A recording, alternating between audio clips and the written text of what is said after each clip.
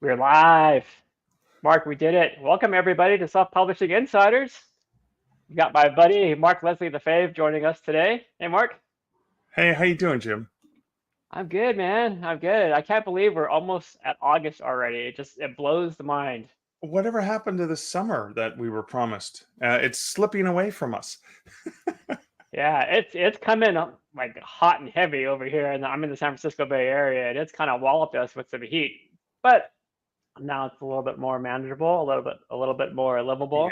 Yeah, I won't complain about the heat only because of the winter we get and stuff. So I was like, no, I'll take the heat. Canada, I'm good with the heat. I just take a jacket off. I'm fine. you right? Yeah, So once again, Mark, we're here to talk about, you know, ask us anything. We're here yeah. for you, everybody. This is your opportunity to ask us anything. If you have any burning questions about drafted digital, about publishing in general, indie publishing in general, marketing, promotions, now is that time. And we will try to answer all of those questions to the best of our ability. I see that there are some questions kind of But no already. algebra, please. No algebra Oh, questions, please. God. Okay. Yeah, All let's right. stay away from the numbers. Yeah, I figured, I thought, maybe I would kind of seed the questions here. I do see some questions in the comments section, See the and we'll get to questions like, those, Mark, why are you so good looking? We got questions like that, right? right? Yeah, Yeah, yeah. Okay. yeah, as with every week, Mark, that's what's blowing up the comment section. All right. Enough Oh, why silliness. are you, yeah, how are you so pretty? Jim, why are you so amazing? Yeah, that's not going to happen. I'll be like, thanks, Mom.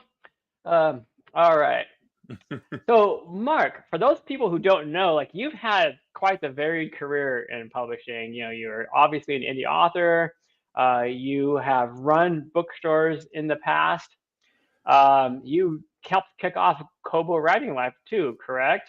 Yeah. Very proud of that. And and now you run business development at Drafted Digital as well. So you've got this well established career where you've kind of touched different parts of the business. So I wanted to ask you, when it comes to various stages of an author's career, Okay. um, based on your experience in speaking with other authors and all the conferences that you do, at various stages of an author's career, where do you feel that authors should concentrate their efforts?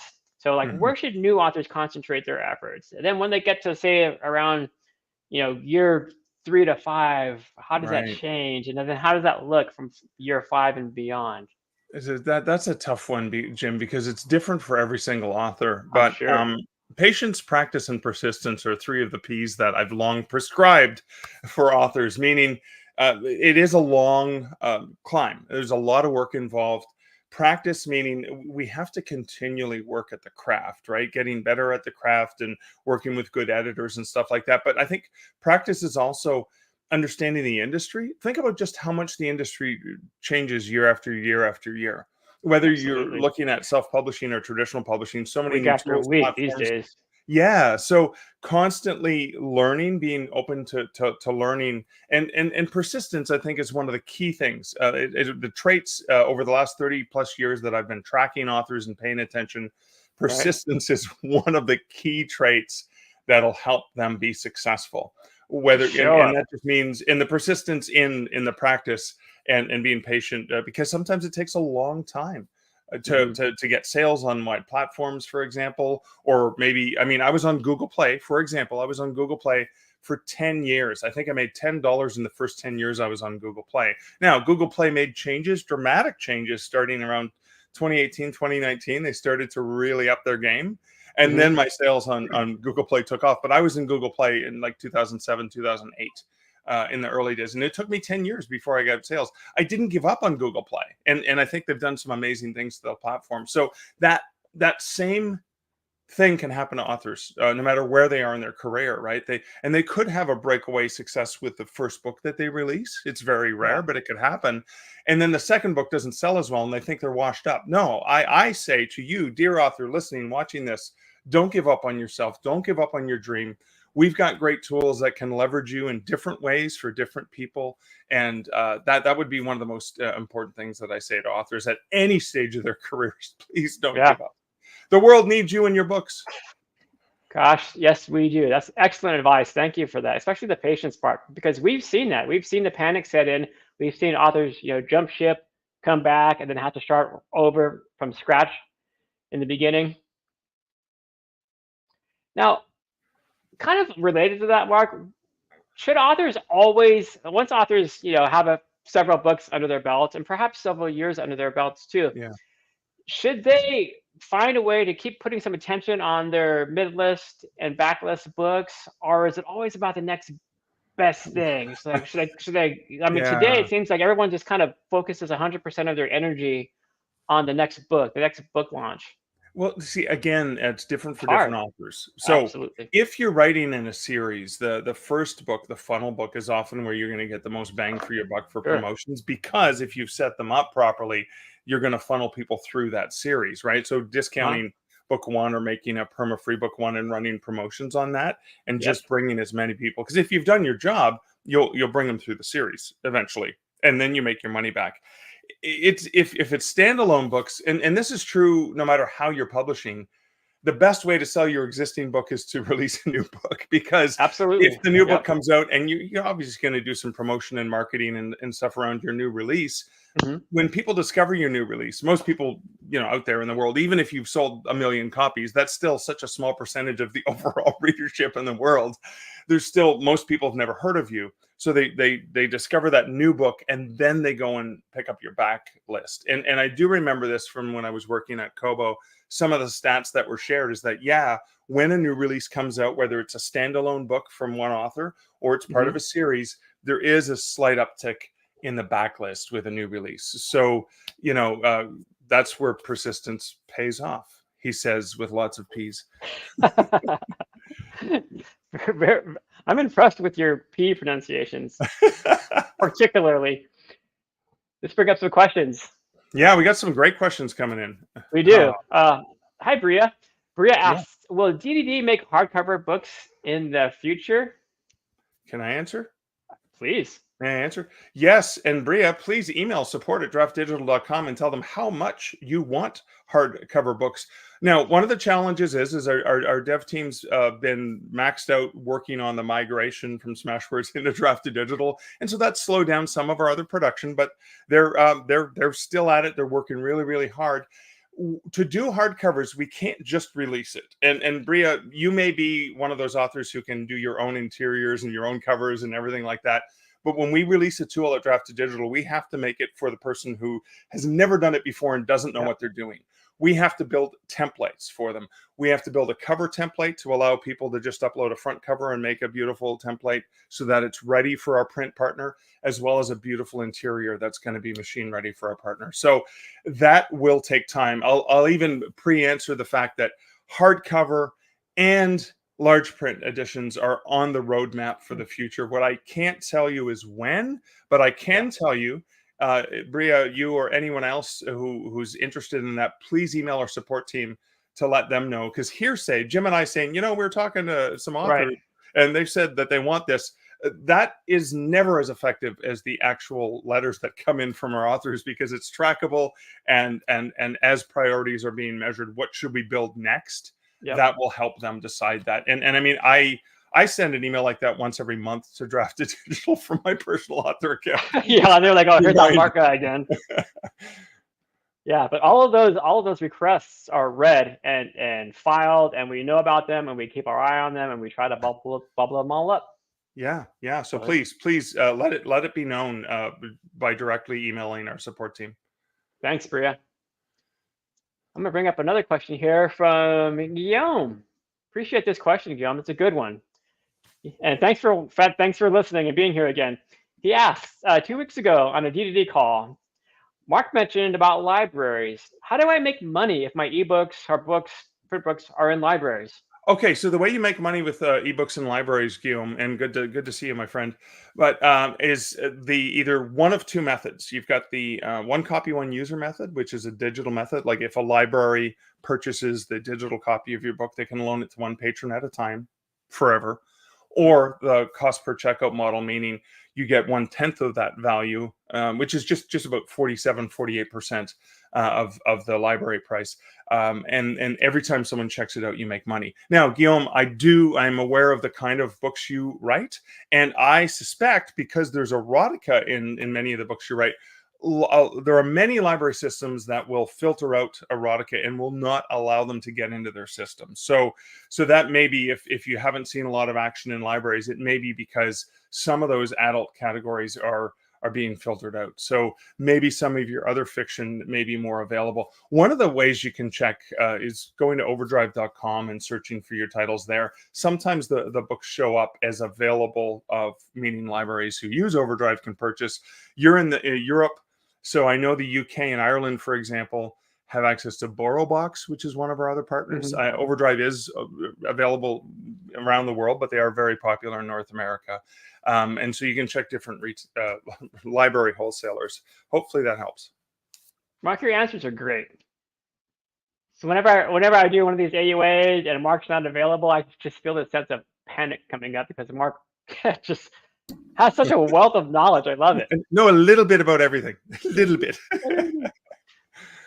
That's why we love you. This is a great question from author HH, who asks, hello, does D2D have any marketing opportunities with your retailers? Apple, for instance? I see StreetLib has some free opportunities with Apple for its authors. Thanks.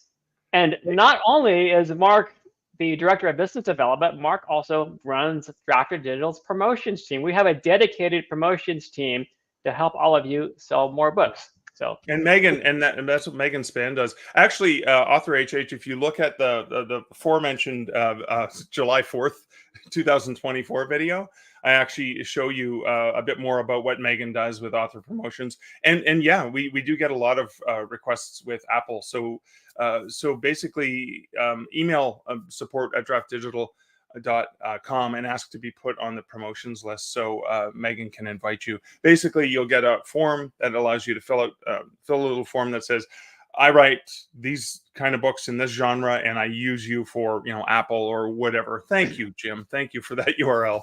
That's the form you can fill out, and then you'll get on the list. So if there is an Apple promo and you have books published to Apple that are, in the genres they're looking for, you'll get an invite to those promos. And they are free. We do not charge for our promos. They're all free. Megan's full-time job is to find you guys all kinds of great promo space. Because again, we make money when you sell books. We want you to sell more books, because then we get to stay alive. And one thing that blows my mind about you and Megan, Mark, is that you guys, like authors out there, you don't have to wait for us to come to you to tell you about a promo at Apple or at Kobo or any of our library partners. If you're doing something really cool, like maybe if you have book 2 or later coming out in your series and your series is already performing well, or if you are embarking on an anthology with some of your author friends or anything like that, let us know ahead of time, because maybe there's something that's cooking, behind the scenes that you might not know about with some of our retail partners who want to help put a spotlight on titles like that. Maybe Apple's doing a feature on anthologies, or they're always doing features on highly anticipated pre-orders. So things like that, let us know. And the neat thing about that too is Megan always says, hey, err on the side of providing us too much information. Like, we want to know what makes this so cool. So let us know and keep it detailed. Exactly. You get a BookBub feature deal coming up, let us know about it. And you can use that form to let us know those things to make it nice and easy, because Megan does go through them and she's always looking for ideas to suggest to our retail and library partners. Yeah, Megan's on it. She is on it. I'm kind of cycling through the questions here. Here's another question that I just had off the top of my head. But Mark, before we went live, we were kind of lamenting about how it's almost August already.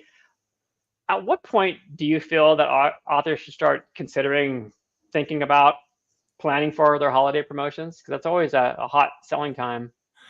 I know this through the conversations Megan and I have with our retail partners and library partners too, is they like to plan out 6 to 8 to 9 weeks in advance, sometimes longer. I mean, right now, for example, I've got a fall release in October, and I've had a couple of weeks ago, I had a librarian say, you got to book stuff now. You want to do something in October, book it now. Wow. And so I would say a minimum of 6 weeks for planning. Now I know you can do other things, but if you want to involve the retailers and their planning and stuff like that, you want to be at least thinking 4 to 6+ weeks in advance. And the more advance notice you have, the better. I hope that answers the question. Perfectly. And then I have to Thank you. pop this comment up from Megan, who's watching. She said, "Don't wait for an opportunity, create it." Exactly. Nice. Absolutely. Absolutely. Okay, I'm going to bring up a question here from Linda. Linda's joined us before. Hi, Linda. Linda asks or says, "Hi, will Drafted Digital consider using postal service to ship author copies to Canada? Using courier costs way more than the book, so having the option would be great." Oh, me too, Linda. Me too. It just so folks know, coming to Canada, I think it comes in UPS or some other courier. It may translate into something else when it gets to Canada.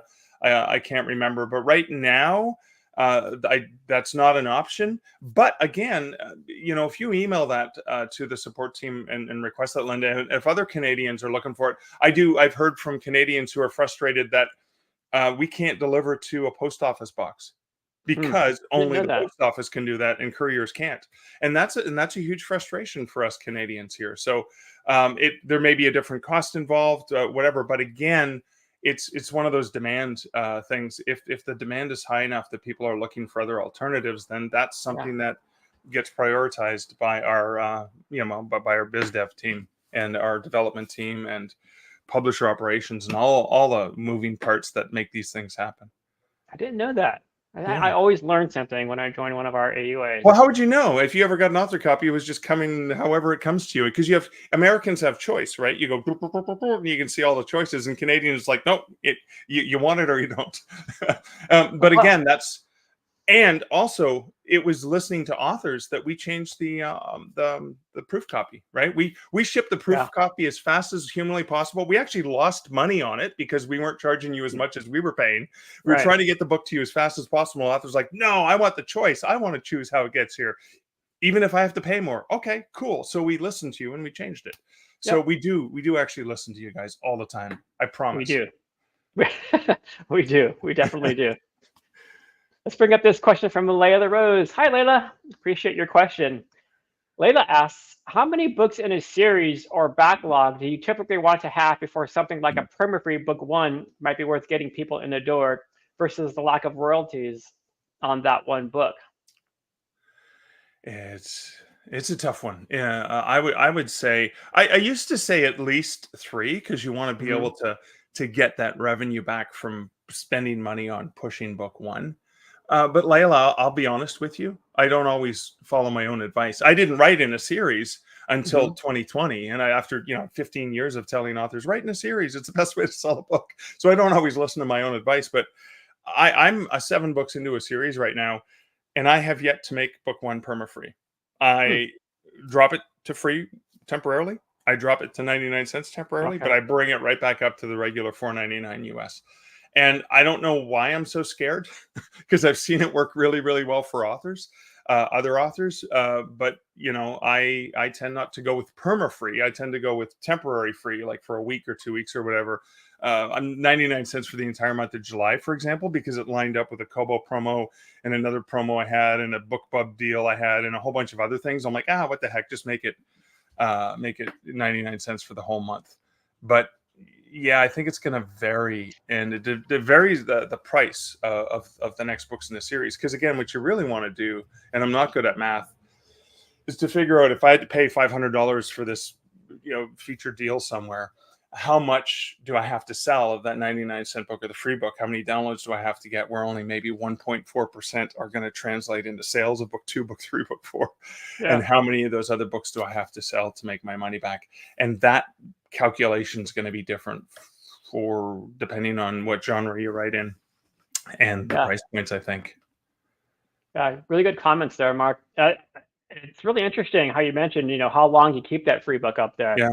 Because I've heard different takes from different authors too. Yeah. I've heard some authors say, give it at least a month, because it's got to gain that visibility. It's got to gain that traction. Then make sure that you're updating the back matter in that free book or that perma-free book so that Link. your readers know about book 1 and book 2 and what's coming up, or if you have maybe book 3 is on pre-order, it hasn't even been released yet. All of those And different things come into And I account. see Layla's added an update here. Oh, Layla, like myself, perma-free feels like a big step. So you're in the same boat as me as well. yeah. And with that, I would just encourage any author out there to experiment, play around, and learn from all of those experiences about what works for you and what doesn't work for you. Let's see. Sorry for the delay. I'm just going through some questions here. This is an exercise to interact with your guest, go through questions real time. It's fun. I'm going to become a I'm chameleon so I supposed can to have time one fill eye while over you do that, here. Jim. What's I'm supposed to time fill while you're checking out the questions. Can you do a little dance or something like you normally do, Mark? Yeah. Kanishi. Hi, Kanishi. Or Kanashi, if I'm pronouncing that correctly. Hopefully I am. She says, ooh, I actually made it. Question. What format / font size does print calculator assume we use? Because it tells me, I'm guessing 117 word book is over 500 pages, despite it being only 400 in a 5 by 5 by 8.5 fully formatted for print. That's a great question. That's That a great may be question, yeah. because of the templates that we've built in and the spacing and et cetera, et cetera. And again, it's a rough estimate. If you've already pre-formatted your book and you've changed the spacing between the lines and the font size, et cetera, to your specifications that you're comfortable, that should be fine. I think what happens is we typically want to always give you an estimate that ideally is higher than what you're going to end up paying, so that you're prepared for the worst or a worst case scenario, rather than say, oh, we're going to assume it's 300 pages and you pay less, because again, you're paying by the page count. So I hope that answers the question. I don't actually know what format or what font size it uses. It's probably using some generic, and I imagine if you email our support team, they can probably provide you with the actual, like, we're basing it on the average, which is this, which is based on that. And it's really a tough one, because that does. I mean, I did that in a book recently that I was formatting myself, and I changed it from Palatino Linotype to Times New Roman. And because even at the same 11-point font, I got 8 extra pages out of my book because Times was a smaller font, if that makes sense. Yep, it does. It does to me. Okay. I think, is this a follow-up question? Okay. Okay. Hey, Mark, given your experience in bookstores, yeah, I hear authors saying, yeah, but I want to see my book at my local bookstore, my brick and mortar bookstore. Since you've been a bookseller at a physical bookstore, what advice can you give authors who want to break into a physical bookstore? I'm assuming it's nearly impossible to get into your local book, say Barnes and Noble store. But what about a smaller mom I and would say pop it's not. shop? It's not impossible hoping to you get, would say that. especially with the new leadership of Barnes and Noble that's putting a lot more autonomy into the hands of the booksellers. And it wasn't that way before James Daunt took over. You never know. It really depends on the bookseller. The first statement I have about this is, ask not what your local bookstore can do for you. Ask what you can do for your local bookstore. And it sounds like I'm being smarmy when I say that, but the reality is they have a lot of expenses, they have a lot of rent to pay, and they have customers to please, and they have a particular clientele to please. Is your book actually going to sell to their customer base? Do you know what their customer base is? Do you know it's going to sell? How is it going to help them pay the rent? That's the question you really should be thinking about before. I mean, me just walking into my local bookstore that doesn't carry horror and saying, you should carry my horror book because I'm a local author. It's probably not going to sell there if they're mostly reading literary titles. It's that's potentially not going to do well. But maybe in a sci-fi, fantasy, horror bookshop that's maybe a little further away, they are more likely to sell my horror collection. So I think keeping that in mind, and then keeping the second thing in mind, relationships. The entire publishing industry is built upon relationships. If you have a really good relationship with your bookseller, with the local bookseller, that's the key for almost everything. And whether it's coming from a traditional publisher or whether you're making the books available yourself on consignment. I have, for example, a chain here in Indigo. There's a fantastic Indigo that has amazing employees who are really supportive of local authors at the Cambridge and Cambridge, Ontario. And they have a whole bunch of my self-published books and books from traditional publishing as well. They're very supportive. Now, there's a couple other Indigos in the region that aren't as enthusiastic about carrying self-published titles. So I know my limits. I know which ones are going to work with me and which ones aren't going to work with me. And so, like in any relationship, you really need to explore and see what is it that I can do? What is it that I can bring in to that relationship? That's one of the first questions to ask, because even if the book is print on demand and non-returnable, that's no reason why a bookseller that really, really, truly knows that your book is going to sell, maybe has read it and loved it. As a bookseller once, I ordered a non-returnable print on demand book in quantities of 30 and 40. And the reason I did is because I'd read the book and it was one of the best books I'd read that year, and I wanted to hand sell it. And I knew I was going to sell it and I was never going to get sucked with the stock.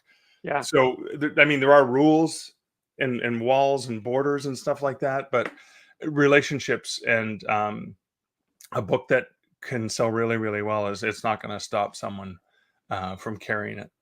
And Mark, are these shops open to authors saying, hey, I would love to do a book signing here or a book release event here, and I promise to bring you 10, 20, 30 or more people who are all avid readers who would love to come into your shop? For sure. I mean, if I approach a bookstore and say, I'd love to do a book launch here, you guys do all the work and bring in people, that's not going to wash. But if I was like, hey, I've got 500 people on my newsletter, and 80 of them have a postal code that's within this region, I can probably bring some people in. Here's what I'm going to do to incite more people to come in. I'm going to offer some free giveaways, stuff like that. I'm going to be on local radio talking about my event at the bookstore. So I'm going to be pushing it from my end. But then the other thing, and I've done this with bookstores before, is if you order in my non-returnable stock, they're going to order from Ingram, and it's going to be non-returnable because that's the way it's set up with the print on demand. If you're stuck with stock, I'll buy the remainder of stock so you're not stuck with it. So if you order a large quantity, and again, the bookseller doesn't want to be stuck with that stock, what can I do to help you with that? Okay, if we don't sell out the book signing, I'll buy all the remaining copies. And I've negotiated with my booksellers, like, I'll buy the remaining stock, but could you at least give me a bit of a discount because I'm buying in bulk? I'll be buying 20 or 30 copies maybe. Those are some of the things I've done in the past that have worked. Great point. Yeah, and authors, if you're going to work with a bookstore out there, do your part in the promotions, because when you do that, when the bookstores see you out there pounding the pavement or online, sharing your posts, sharing your marketing, sharing your promotions about that particular bookstore, they're going to be more willing to work with you in the future for your future events and your future book releases as well. Reminds me of my old rock band days, Mark, but we can talk about that in some other podcast. Oh, I can't wait to. We should take you up on that, Jim. And I want to see Jim come on playing some instruments here. Another question from Bria. Another good question. Is there a way to protect our books from being pirated? This is such a common question. No. Next question. No, I'm sorry. I don't mean to be cavalier about that. Well, honestly, I think one of the best ways to protect your books from being pirated is not adding DRM to your books, but because it only penalizes honest people. People who are going to steal are going to steal. End of story. We can't change the way they are. That's just the way they are. However, and I believe a few years ago, we did interview people from Panorama Project, library study that actually showed that pirates and libraries actually help sell more books. Yeah. I know it sounds weird, and I'm gonna quote Cory Doctorow on this one: is piracy is not my biggest enemy. Obscurity is. Obscurity is, yeah. Yeah. That was Cory. But again, sorry to be so cavalier, Bria, but it's really hard, because even the highest technology can get hacked by some propeller head in about 3 seconds. Right, and I would add, Bria, that the only way to 100% guarantee that your book will never be pirated is to never publish it, and obviously that's not an option. So a couple of things that you can do is to ensure that your book is affordable and accessible. So if your book's affordable, it's more likely to be purchased. Of course, indie books are priced more affordably than their traditionally published counterparts. And if your book isn't everywhere, then, pirates are going to look for the cheapest, easiest option to get that book. So put your books everywhere, make them as accessible as you possibly can and as affordable as you possibly can. And that will help protect you from Yeah. those mean, nasty pirates. Although I was so excited when I found one of my books on a pirate site, because it actually meant people wanted my book so bad they were willing to steal it. And I know it sounds weird, but I actually was a little bit thrilled, because normally Yeah. the average author like me never has to worry that anyone's going to want to steal my stuff. So it was kind of it's an honor to be pirated. Now plagiarized different, but pirated, yeah. Well, I get angry when I hear about some of my author friends being plagiarized. Yeah. Here's a good question from Beth. Hey, Beth. Beth asks, if you write in 2 pen names, do both names appear in your also by section? No, you only one. You have to you get to pick it. If you're talking about the automated back matter that we have, front matter, back matter, you I believe you can pick which of your names appears there. Because I have multiple now, Mark Leslie Lefebvre, and some other stuff that I publish, and I can decide which also by gets there. But you can only pick one, unfortunately. Beth, if you're interested in being able to add a second also by, please email support@draftdigital.com, and that goes into our feature requests. And again, based on the requests that come in from our author community, that helps us drive some of those improvements to help you guys with the cool tools that you need to make your books better. Mark, in your back matter, do you list out your other pen names? I mean, not in the also by section, but do you also say, Mark Leslie also writes under? And here's what I did. I have a hack. I took a Draft to Digital created EPUB because they're beautiful. I exported it, and then I used Sigil, and then I've edited that page because I have traditionally published books and books from other publishers, both traditional and indie. And I wanted all my books there, but it only shows my Draft to Digital books. So I used Draft to Digital format, and I hacked my own version. And so whenever I do a new book, I then re-import that one page. So I kind of started off with the Draft to Digital's cool functionality, and then because I published all over the map, I've added my traditionally published books, for example, like a list of them, because they're all in a very, very similar genre. So I hope that I should do a video showing people how they can hack that. Leverage a tool, but then take it to that next step if they want to. But again, I don't want to scare people saying, I have to learn HTML. You don't really. Here's another question from Jeb Empires. This is a good question. Any advice on the strategy of publishing individual short stories on Draft to Digital before combining into an anthology book? I think if you've never published, great question. If you've never published before, publishing a short story is a great way to test the systems and experiment. And I do that with a lot of the authors that I work one-on-one with. I say, okay, take a short story. Maybe it's been previously published and you've got the rights back. Just release it. You can get through selfpubbookcovers.com. You can get a cheap, relatively inexpensive cover, professional looking cover for that. Get that out there so you can test it out.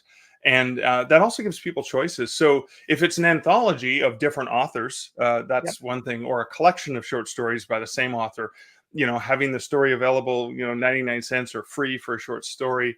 And maybe that leads them into wanting to buy the full collection or the anthology that the story is in.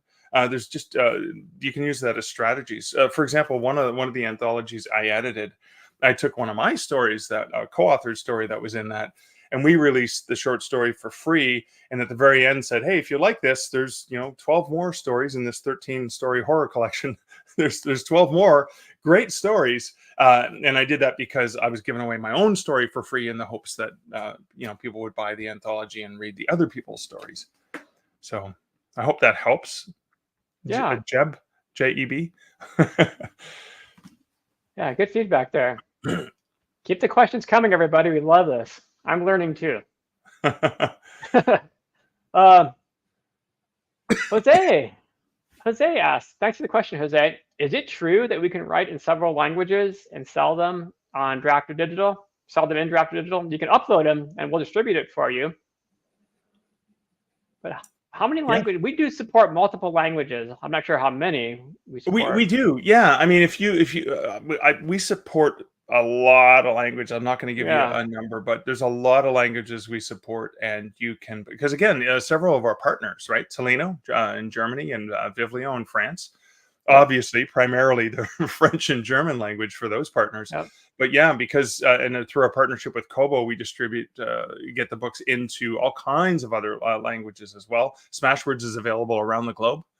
As well, the Smashwords store. So yeah, unfortunately, you can publish in all those languages, but we don't have support. I think I saw a question earlier from like, do you have any videos in Spanish or whatever? Because we have our videos that we do, and how to do this and how to do that. I don't think we've ever done them in any other language other than English, though, unfortunately. Yeah. Okay. Thanks, Mark, and thanks for the question, Jose. Circling through some others. Keep the questions coming, everybody. Here's another one. I love the screen name, Flapper Girl Shabby Chick. Welcome. Thanks for being here. She says, this may sound like a silly question, but regarding the paperbacks in relation to bookstores carrying your book, the ISBN supplied by Draft to Digital, can it be used internationally, or should an author buy their ISBNs? So when you use the Draft to Digital purchased ISBN, because we do purchase them from Bowker, when it's published through Draft to Digital, it is available internationally. So yes, it is available internationally. You can't use that ISBN outside of that. You can't take that and go publish that book anywhere else, unfortunately. It is we do pay for that up front, for the privilege of publishing your book. So it's kind of like a respect thing. Hey, it's like I'm going to buy you a meal, but you're going to eat it with someone else. That kind of thing. It's polite. It's the polite thing to do. But so no, I don't think an author has to buy ISBNs. Now, when you purchase the ISBN, if you're in a country that sells them, or if you're lucky like me in Canada, where we have the right to bear ISBNs, I can get access to them thanks to the Canadian government that purchased them from Bowker for Canadian authors. But it's up to you. But if I have my own ISBN, I can do whatever I want with it at any point, and I don't have to change ISBNs or figure out ways to leverage the free ones. I hope that helped. It wasn't a silly question. It was a great question. Not a silly question at all. And we'll supply the ISBN for the ebook and the separate ISBN for the print book, right? Yeah. Okay. And the ebook and yeah. Okay. Thank you, Mark. Love all these questions. I think Kanashi's question is a good one there too. About the art? Yeah. So yeah, go ahead, Jim. Oh, okay. Kanashi asks, is the print system set up to let you have inside art so long as it's black and white, like a full 2-page frontispiece you might see in, say, the Hunger Games? Yes, black and white interior only right now. That's the only print option that we offer for trade paperbacks. But it has to be inside the book. It can't be between the cover and like that very, very first page that you open of the cover. That is not part of that artwork. That is not available through Draft to Digital print, at least at this point. That could be a technology that comes in the future. But inside, and I am doing this with a book that's coming out in October, is I do have the full bleed interior pages for each section of the book that's going to have custom art that's in it. So yeah, that is doable. But again, like you said, it has to be grayscale or black and white. If it isn't, the good news is, the good thing is if you load that as a full color image, for example, into Draft to Digital print, even if you load the PDF, we will automatically clean it to grayscale for you so that it doesn't get rejected by our printer. Thanks, Mark.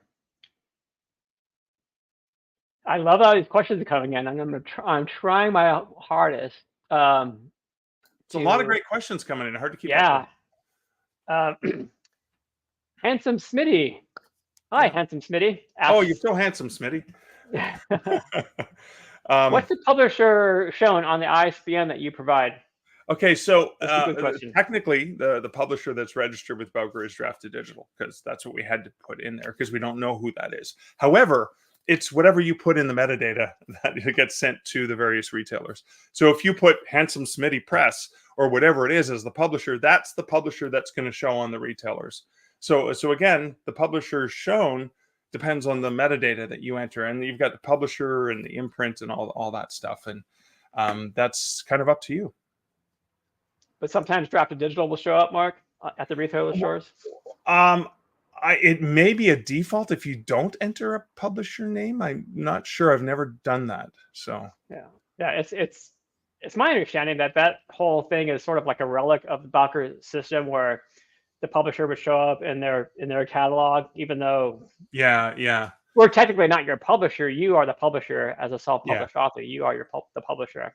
But it is a limitation. So in the Bowker official books and print listing, Drafted Digital is listed as the publisher. We're not trying to take that away from you. It's just the way it works. We buy lots of them for you to use for free, and that's one of the side effects. But in the metadata that we submit to our retail and library partners, the publisher name is whatever you enter into that field. Okay, excellent. Thank you. I'm going to bring up this question from Diana. Thanks for the question, Diana. I'm always a bit confused as to if I need to change the price in other countries when running a promo. For example, if the promo is for the US and Canada, do I need to manually change the price in Canada? Diana, that's a great question. Now, we have automated tools, and as people probably know, you put in the US price and we'll automatically clean the prices in all the other territories for you. We'll round them. So, $4.99 US is not $6.72 Canadian, it comes to $6.99. However, we have the system override. If you go down to 99 cents, we make the assumption that you want it to be 99 cents in Canada and Australia, New Zealand, etc. You can always override that and change it. But if you ever are curious about what happens when you put in your price promo, just click on Manage Territorial Prices and you'll see what we've set. And if you want to change it, go ahead and change it. So, for example, I was in a US and Canada promo recently because of Kobo, where it was 99 cents. They only required I was 99 cents in US and Canada, but I'm a global kind of thinking guy. And I was like, well, what about authors in Europe and the UK and Australia, New Zealand? So I ended up going with .99 everywhere. But again, Diana, you're in control of that. I hope that helps. But if you're ever confused, just click on Manage Territorial Prices. Whatever pops up is what the system has automatically done for you to try and help you and save you time. But you can always click a little checkbox and override that. So you're always in full control. Excellent answer and excellent question, Diana. Thank you. I'm going to circle back up here, and Kanashi has another question, and it's a good one. He asks, can we have our own ISBN and barcode on our cover art, print cover art, on the cover art, so it can be placed where we want, or do we need to go with D2D's auto-applied one? And this is one I've struggled with myself. We tried to make exceptions to that rule. Unfortunately, we need to have a machine perfect, ready to go file before we send it to our print partner. When we have tried to make exceptions in the past, the quality of the ISBN barcode that got put on the cover is not reliable. And they've gotten rejected, which has caused all kinds of issues. So currently at this time, we can't do that. It's not an option. Even as somebody who works for the company like myself, earlier today, I was loading a file. I had to go back to my cover designer and say, could you move the text a little bit? Because the automated D2D barcode's overlapping some words in the bottom. And my designer had to update the cover. So, but what I will suggest, as I've suggested to other authors, Kanashi, is please email support@draftdigital.ca and give them reasons why you're going to be able to send a perfect machine-ready, perfect thingy that will not get rejected by our printers. Because again, we want to make the tools that are useful for you. And if that's something that could be applied, we need to come up with a solution that allows people who are actually able to do it properly, and then allow other people who don't even know what an ISBN is, for example, we take care of it for them. That's the challenge, right? We have to try and please all the audiences, and that's a challenge. And our dev team does an amazing job, but again, it's a difficult one. So please email your request in, and that'll help us with prioritizing new builds and ads and asks. Love it, love it. And gosh, we're already at the end of time, Mark, and I'm like flowing through all the comments and questions here, and I think we've gotten pretty much all of them, or it looks like all of them.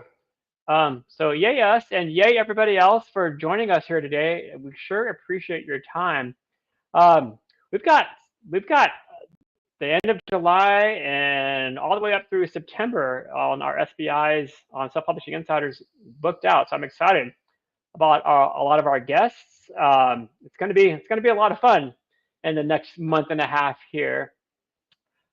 So, Mark, thanks for your time today. I know you got a lot on your plate. Lots going on, but it is always an honor to be here. Such great questions too, and always great to hang out with you, Jim. Oh, so fun to hang out with you too. I appreciate it.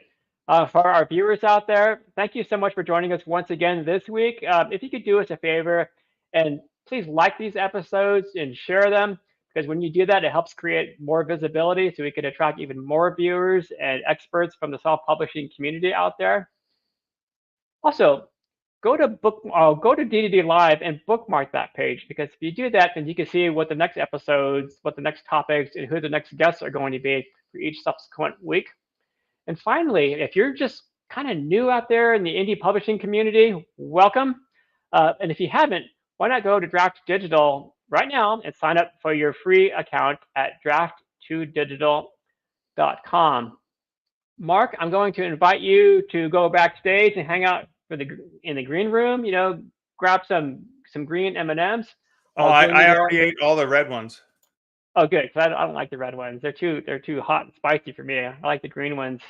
But hang out there for a minute. In the meantime, everybody else, thanks so much for joining us once again. We'll see you next week, and we're going to leave you with this 30-second commercial spot for Draft to Digital Print.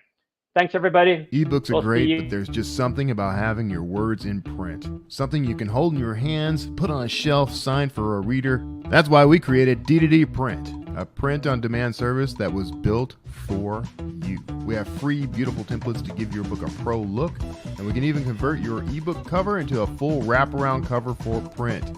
So many options for you and your books. And you can get started right now at draft2digital.com.